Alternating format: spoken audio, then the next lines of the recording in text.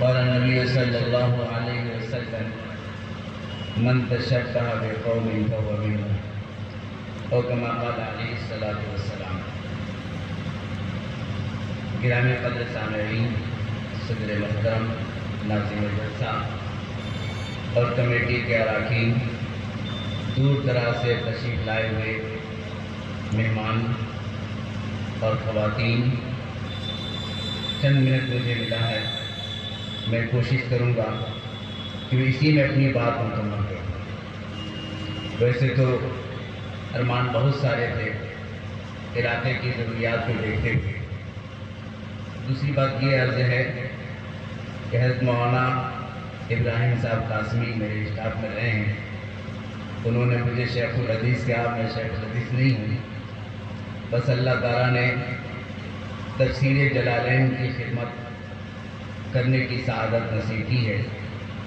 ابھی حدیث پاک کی خدمت کرنے کا مجھے موقع نہیں ملا، گرچہ اور حدیث کی کتابیں میں پڑھاتا ہوں، لیکن دور حدیث میں میرا گھنٹہ نہیں ہے، تو میں کہا کہ میں صاف کر دوں، من آنم کی مندانم۔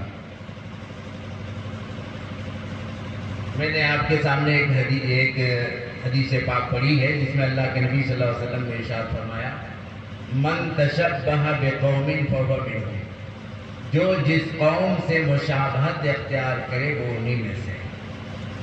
یہ اللہ کے نبی صلی اللہ علیہ وسلم نے ایک طرح سے وعید بھی سنا دی۔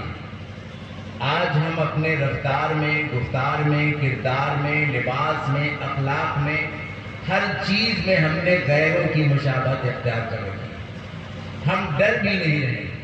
اللہ کے نبی نے یہ حدیث فرمائی کہ جو جس قوم سے مشابہت اختیار کرے وہ اسی میں سے ہے۔ یہ دیکھیے، ایک ہوتا ہے تشبہ، ایک ہوتا ہے مشابہت۔ مشابہت اسے کہتے ہیں کہ آدمی کسی کے ارادہ نہ کرے کہ میں اس جیسا بن جاؤں لیکن ویسا ہی لباس پہن لے۔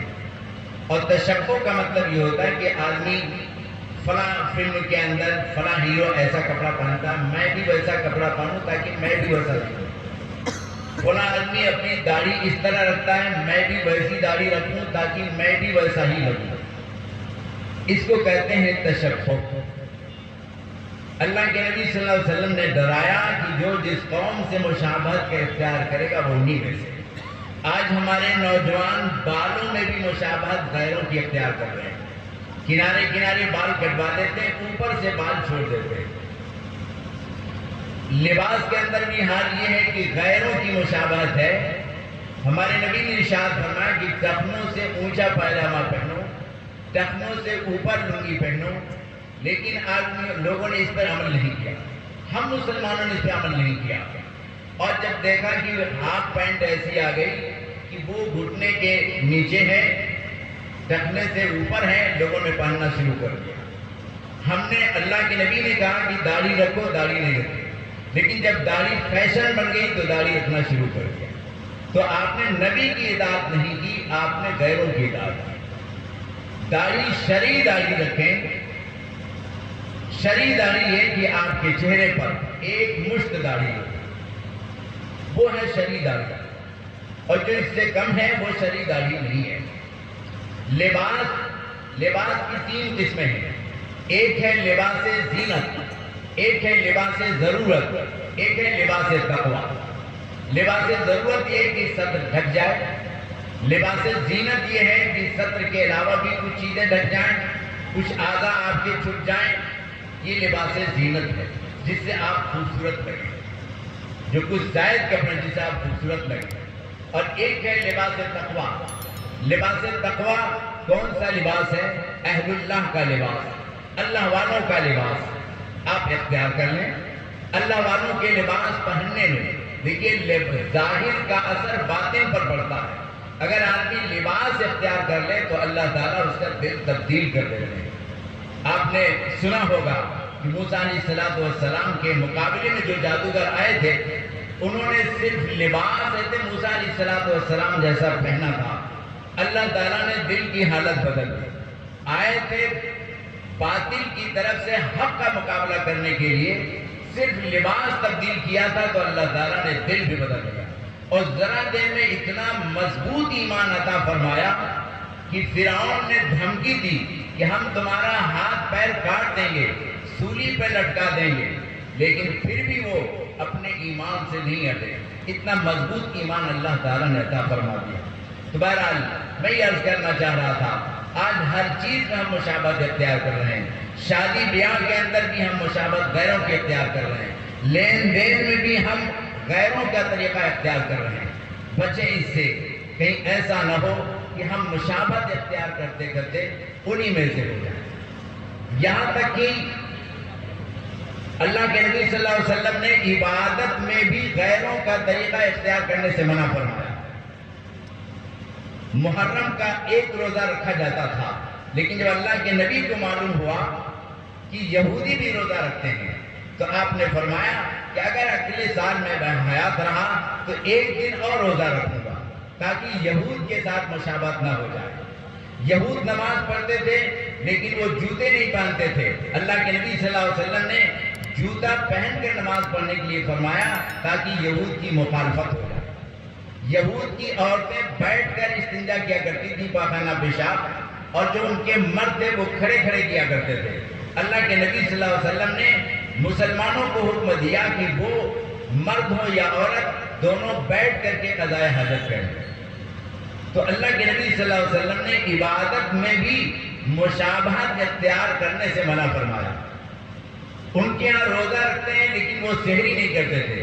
اللہ کے نبی نے فرمایا کہ سحری کرو، سحری میں برکت ہے، اور سحری کرا کر کے گویا یہود کے روزے کی مخالفت کرائی۔ پھر فرمایا کہ روزہ جلد افطار کرو، سورج غروب ہو جانے کے بعد دیر نہ کرو، اس لیے کہ وہ دیر سے روزہ افطار کرتے ہیں، تمہارا روزہ پہلے افطار ہو تاکہ یہود کے روزے کے ساتھ تمہاری مشابہت نہ ہو جائے۔ عبادت کے اندر جس عبادت میں بھی جس نبی نے فرمایا کہ ان کی مشابہت نہ ہو، آج ہم ان کی مشابہت اختیار کر رہے ہیں۔ اپنا رفتار، گفتار، کردار، ہر چیز میں ہم نے انہیں کی مشابہت اختیار کر لی ہے۔ اور یاد رکھیے، آپ نے ظاہر بدلا ہے، باطن بھی بدل رہا ہے۔ اللہ کے نبی صلی اللہ علیہ وسلم نے فرمایا کہ زمانہ ایسا آئے گا، مسجدیں بھری ہوں گی لیکن ایک بھی ایمان والا نہیں ہوگا۔ میں سمجھتا ہوں کہ مشابہت اختیار کرنے کا انجام بد ہے جو ایمان نکل چکا ہوگا اپنے گھروں سے۔ ایک بات میں اور کہہ دوں، میں چند منٹ میں اپنی بات کہہ دوں گا۔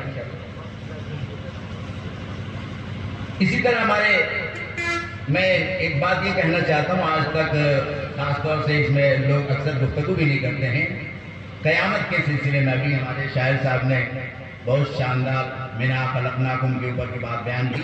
میں صرف یہ بیان کرنا چاہتا ہوں کہ مرنے کے بعد آدمی دوبارہ زندہ ہوگا تو کیسے زندہ ہوگا، اس کے بارے میں بہت سارے واقعات ہیں، میں واقعات کی طرف نہیں جانا چاہتا۔ ایک تو اللہ تعالیٰ نے دکھا بھی دیا، حضرت عزیر کو 100 سال اللہ تعالیٰ نے مردہ حالت میں رکھا، 100 سال کے بعد زندہ کر دیا۔ ابراہیم علیہ السلام نے درخواست کی کہ اللہ آپ مردوں کو کیسے زندہ کریں گے؟ تو اللہ تبارک و تعالیٰ نے کہا کہ 4 پرندوں کو لاؤ۔ تو 4 پرندوں کو لا کر اپنے پاس ہلا ملا لو، ان کو جو ہے ذبح کر دو، ذبح کر کے ان کو آپس میں قیمہ بنا دو، ان کو 4 پہاڑوں پہ رکھ دو اور پھر ان کا نام لے کے بلاؤ۔ حضرت ابراہیم علیہ السلام نے بلایا تو یہاں ایک پر دوسرا پر وہاں، کچھ گوشت یہاں کچھ گوشت وہاں، ہر جگہ سے اپنی جگہ سے اڑا اور اڑ کر کے وہ پورا اس کا جسم بن گیا اور ابراہیم علیہ السلام کے پاس آ گیا۔ اللہ تعالیٰ نے اپنے پیغمبر حضرت ابراہیم علیہ السلام کو باقاعدہ دکھا دیا کہ میں کیسے زندہ کروں گا۔ ایک قرآن کریم کے اندر سورہ یاسین میں ہے کہ ایک شخص آیا اللہ کے نبی صلی اللہ علیہ وسلم کے پاس آ کے کہتا ہے من یحیی العظام وہی رمیم، کی ان سڑی گلی بوسیدہ ہڈیوں کو اب کون زندہ کرے گا؟ قرآن نے کہا قل یحییھا الذی انشأھا اول مرہ، آپ کہہ دیجیے کہ وہ زندہ کرے گا جس نے پہلی بار اس کو پیدا کیا ہے، وَهُوَ بِكُلِّ خَلْقٍ عَلِيمٌ، اور وہ ہر طرح پیدا کرنا جانتا ہے۔ جب نہیں تھے تب بھی پیدا کر دیا، اب ہو گئے پھر مر گئے، مرنے کے بعد بھی دوبارہ پیدا کر دے گا۔ جب پیدا کیسے ہوئے اس کا نقشہ کھینچا گیا ہے۔ قرآن میں ہے وَالسَّمَاءِ وَالطَّارِقِ، قسم ہے آسمان کی اور قسم ہے ہتھوڑا مارنے والے کی۔ وما ادراک ما الطارق، آپ کو کیا پتا ہے کہ وہ کھڑکھڑانے والی چیز، وہ ہتھوڑا مارنے والی چیز کیا ہے؟ آگے اللہ نے فرمایا النجم الثاقب، وہ سوراخ کر دینے والا ستارہ ہے۔ آپ جانتے ہیں، آپ ہمیں دیکھ رہے ہیں، یہ روشنی ہمارے جسموں سے ٹکرا رہی ہے، جس سے آپ دیکھ رہے ہیں، ہماری تصویر آپ کے پاس جا رہی ہے۔ اگر یہ روشنی نہ ہو تو آپ ہمیں نہیں دیکھ سکتے، یہ روشنی نہ ہو۔ پھر بھی اس روشنی سے ہمارے اندر ہڈیاں آپ نہیں دیکھ سکتے، ہمارے اندر جو رگیں ہیں اس کو آپ نہیں دیکھ سکتے، ہمارے دل کی دھڑکن کو آپ نہیں دیکھ سکتے۔ لیکن جب وہ مشین جو ایکس رے والی ہے، جب ایکس رے مشین لگائی جاتی ہے تو ہماری ہڈیاں بھی نظر آتی ہیں، اور کچھ دوسری مشین لگائی جاتی ہے تو ہماری رگیں بھی نظر آتی ہیں، ہمارا دل گردہ جو حرکت کر رہا ہے یہ بھی نظر آتا۔ تو یہ مشینوں کا کمال ہے۔ قرآن کریم میں اللہ نے فرمایا کہ النجم الثاقب، وہ ہتھوڑا مارنے والا۔ بعض سائنسدانوں نے وہ جو ستارہ ہے جس سے آواز آتی ہتھوڑا مارنے کی، اس کی آواز کو باقاعدہ ٹیپ کیا ہے اور اس کو سنایا بھی۔ تو فرمایا النجم الثاقب، وہ ستارہ، ثاقب کے معنی سوراخ کر دینے والا، یعنی وہ ستارہ ایسا ہے کہ وہ بڑی سی بڑی بلڈنگ ہو اس کے اندر بھی وہ سوراخ کر جائے، بڑا سے بڑا پہاڑ ہو اس کے اندر بھی وہ سوراخ کر جائے، اور وہ زمین کے اندر تک وہ روشنی پہنچا دے۔ وہ ستارہ اللہ تعالیٰ نے پیدا فرمایا ہے، اور اس ستارے کو سائنسدانوں نے باقاعدہ طور پر دریافت کر لیا ہے۔ اس کی قسم کھا کر اللہ فرماتا ہے ان کل نفس لما علیہا حافظ، کہ ہر شخص کے اوپر ایک نگراں مقرر ہے۔ پیدائش کا طریقہ جو بتایا ہے کہ انسان جو پیدا ہوا ہے وہ اچھلتے ہوئے پانی سے پیدا ہوا ہے۔ آج کل کے سائنسدانوں نے وہ بھی چیز، میں یہ چیز بتانا چاہتا کیسے زندہ کرے گا، آج کل کے سائنسدانوں نے وہ چیز بھی ثابت کر دی ہے کہ مرد کے جسم سے، یعنی اس کے جو صلب ہے، اس کی پیٹھ ہے، جو ریڑھ کی ہڈی ہے، وہاں سے اللہ تعالیٰ منی کو نکالتا ہے، اس میں سے جرثومے نکلتے ہیں۔ عورت کے سینے کی ہڈی کے درمیان سے اللہ تعالیٰ نکالتا ہے جو منی کے قطرے کو، اس کے اندر وہ انڈے ہوتے ہیں، بیضے کی شکل میں ہوتے ہیں۔ اتنا چھوٹا اللہ نے پیدا فرمایا ہے کہ آلپن کی ٹوپی کے اوپر، جس کو ہم بٹن سوئی کہتے ہیں، اس کی ٹوپی پر 1,00,000 کی تعداد میں وہ جرثومے آ سکتے ہیں۔ سوچیے اللہ کی قدرت کو کہ 1,00,000 کی تعداد میں اس کی ٹوپی پر آ سکتے ہیں، اتنا چھوٹا پیدا فرمایا۔ اور جب دونوں کا رحم، جب مادہ منویہ رحم کے اندر جب منتقل ہوتا ہے، اس وقت دونوں ایک ساتھ ملتے ہیں، یعنی ایک جرثومہ جو مرد کا جرثومہ ہے، عورت کا جو بیضہ ہے اس کے اندر نہایت باریک ہے، اس کے اندر اللہ داخل فرما دیتا ہے۔ اور داخل کرنے کے بعد، اب ظاہر سی بات ہے اتنا باریک سوراخ میں داخل کرنا کتنا مشکل کام ہے، لیکن اللہ اپنی قدرت سے داخل کر دیتا ہے۔ اب جب دونوں مل گیا تو نطفۃ امشاج، دونوں کی ملاوٹ سے اب ملاوٹ ہو گئی، اب یہ امشاج بن گیا۔ اب اس سے اللہ تعالیٰ پیدا کرتے ہیں۔ سائنسداں کہتے ہیں کہ دونوں یہ جب جرثومے ملتے ہیں، 1 سیکنڈ کی بھی اگر تاخیر ہوئی، غذا نہیں ملی تو یہ مر جائیں گے، یہ ختم ہو جائیں گے، ان کی قوت ختم ہو جائے گی۔ تو کون ہے وہ ذات جو ان کے پہنچنے سے پہلے غذا کا انتظام کرتی ہے؟ وہ ذات اللہ تعالیٰ کی ہے۔ اور اتنی نہیں بلکہ وہ ملنے کے بعد ان کے گروپ الگ الگ بنتے ہیں، 2 گروپ بنے، پھر 2 کے 2 گروپ بنے، پھر 2 کے 2 گروپ بنے، اس طرح بنتے جاتے ہیں۔ کوئی آنکھ بنانے والا گروپ ہوتا ہے، کوئی ناک کی ہڈی بنانے والا گروپ ہوتا ہے، کوئی رگیں بنانے والا گروپ ہوتا ہے۔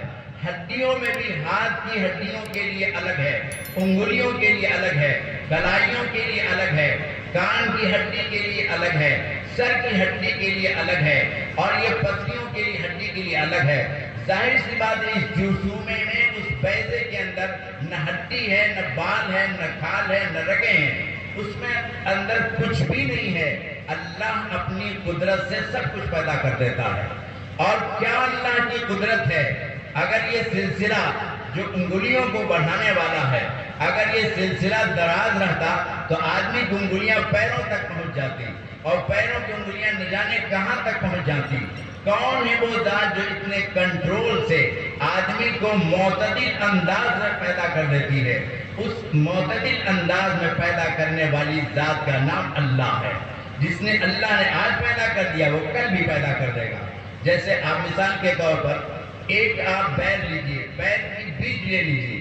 بیل کی بیج میں اگر کوئی کہے کہ اس میں درخت ہے، یہ درخت ہے، اس سے درخت بن جائے گا، تو آپ کو یقین ہو جائے گا کہ ہاں اس کو لگا دیں گے درخت بن جائے گا. حالانکہ ہے ذرا سا. آپ انار کی بیج لیجئے، انار کی بیج میں ہے کچھ نہیں، لیکن آپ کو یقین ہے اس کو لگائیں گے تو پھر انار کا درخت پیدا ہو جائے گا اور پھر انار کے اندر پھل لگ جائیں گے. تو جو چیز ہم کھیتی کر رہے ہیں ایک ذرا سی بیج سے ویسی ہی کھیتی تیار کر دیتے ہیں. ہم بھی اللہ کی کھیتی ہیں. کیا ہمارے مر جانے کے بعد اللہ زندہ نہیں کر سکتا؟ یقیناً اللہ زندہ کر سکتا ہے. اسی لیے اللہ تعالیٰ نے فرمایا قُلْ يُحْيِيهَا الَّذِي أَنشَأَهَا أَوَّلَ مَرَّةٍ. اسی طرح آپ مثال میں دیتے، میں چند مثالیں دیا ہوں. اس پر آپ کائنات کے اندر جو چیز بھی ہے، جو بھی چیزیں زمین سے پیدا ہوتی ہیں، ان میں اگر آپ غور کریں گے ایک ذرا سی بیج ہے اور پھر درخت پیدا ہو گیا، اس میں پھل پیدا ہو گئے اور پھر اس بیج سے پھر پیدا ہوتے چلے، سلسلہ چلتا چلا جاتا ہے. تو اللہ تبارک و تعالیٰ بھی، ہم اللہ کی کھیتی ہیں. ہمارے مر جانے کے بعد جیسے ہم کھیتی تیار کرتے ہیں، کھیتی ختم ہو گئی، چٹیل میدان ہو گیا، لیکن کل پھر ہم اس میں بیج ڈالتے ہیں. کچھ دنوں کے بعد پھر کھیتی تیار ہو جاتی ہے، فصل تیار ہو جاتی ہے، پک جاتی ہے. ہمارا بھی حال یہ ہے کہ ہماری دنیا کی زندگی ختم ہو جائے گی، ہم مر جائیں گے. مرنے کے بعد اجزائے اصلیہ جو ہماری ہے، جو ہماری اصل پورے جسم کے اندر ایک جو چیز ہے، اسی چیز سے اللہ تعالیٰ دوبارہ ہم کو پیدا کر دے گا اور ہر ایک کو پیدا کر کے میدان محشر میں حساب کتاب کے لیے حاضر کرے گا. جب معلوم ہے کہ حساب کتاب کے لیے حاضر کرے گا تو ہم اپنی زندگی کو اللہ کے بتائے ہوئے طریقے پر ڈھال لیں تاکہ دنیا میں بھی کامیاب ہو جائیں، آخرت میں بھی کامیاب ہو جائیں. اللہ نے شراب سے منع کیا ہے، شراب سے توبہ کر لیں. اللہ تعالیٰ نے نماز چھوڑنے سے منع کیا ہے تو نماز کے پابند بن جائیں. اللہ تعالیٰ نے حرام کھانے سے آپ کو روکا ہے، حرام کھانے سے بچ جائیں. حرام کمانے سے روکا ہے، حرام کمانے سے بچ جائیں. حلال کمائی کا اہتمام کریں اور حلال ہی کھائیں، حلال ہی اپنے بچوں کو کھلائیں. آپ مرنے کے بعد دوبارہ دنیا میں پھر نماز پڑھنے کے لیے نہیں آئیں گے، پھر روزہ رکھنے کے لیے نہیں آئیں گے، پھر تجارت کرنے کے لیے نہیں آئیں گے. یہ زندگی یہی فرسٹ ہے، یہی لاسٹ ہے. اس کے بعد آپ کو دوبارہ دنیا میں نہیں آنا ہے.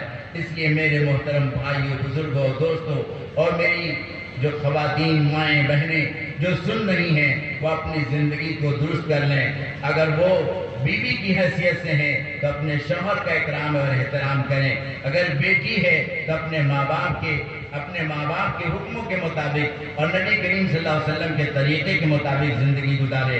عورت کے لیے خاص طور پر میں ایک بات عرض کر دوں کہ عورت، مرد اور عورت یہ جو جوڑے ہیں، مرد کے اوپر سب سے بڑا حق اس کی ماں کا ہے اور عورت ہے تو سب سے بڑا حق اس کے شوہر کا ہے. یہی چیز آدمی نہیں سمجھتا ہے، وہ کبھی کبھی غلطی کر جاتا ہے. بیوی وہ اپنے شوہر کی حمایت نہ کر کے وہ اپنے جو ہے میکے والوں کی حمایت کرتی ہے، ماں باپ کی حمایت کرتی ہے. اس کو اچھی طرح سے سمجھ لینا چاہیے سب سے بڑا حق میرے شوہر کا ہے.